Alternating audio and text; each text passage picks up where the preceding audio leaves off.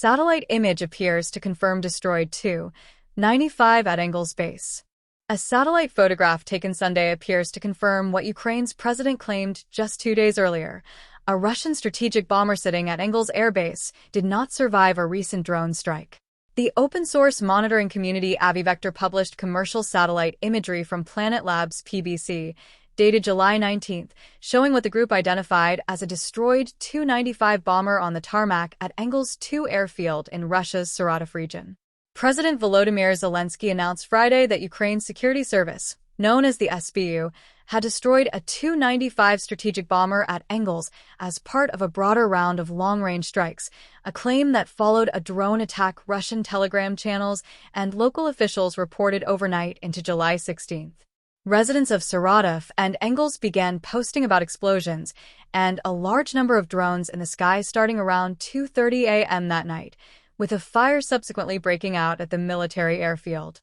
Sunday's satellite image, if it holds up to further scrutiny, would mark the first independent visual confirmation that the strike actually destroyed an aircraft rather than causing damage limited to infrastructure or equipment on the ground.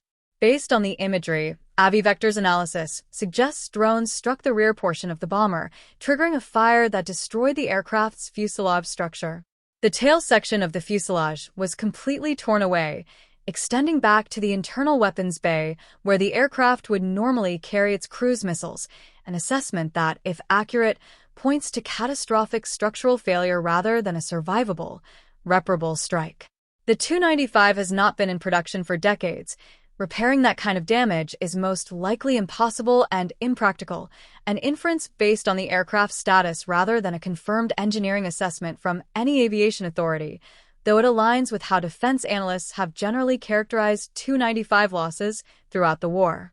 The Tu-95, a Soviet-era turboprop bomber that first flew in 1952, remains one of the oldest combat aircraft still flying anywhere in the world, and Russia has continued relying on it specifically for its ability to carry long-range cruise missiles like the Kh-101 far outside the reach of Ukrainian air defenses before launching them toward Ukrainian cities. Engels 2 hosts two of Russia's heavy bomber regiments, the 184th and the 121st Guards, making it one of only two primary staging grounds, alongside a base in Ukrainka in Russia's Far East, from which Russia has launched the bulk of its long-range bomber campaign since the full-scale invasion began.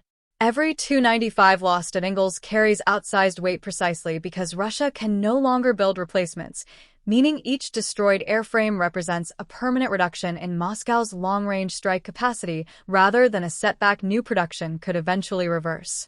Russia has invested heavily in protecting its remaining bombers in response to that pattern.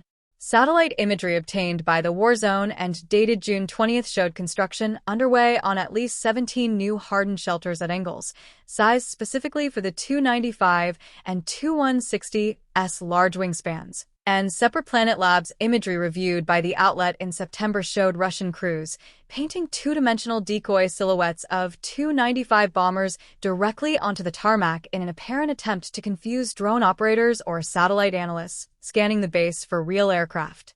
Neither measure appears to have stopped this latest reported loss, and the gap between how much Russia has spent hardening Engels and how often aircraft there keep getting destroyed says something meaningful about how difficult that base has become to fully protect.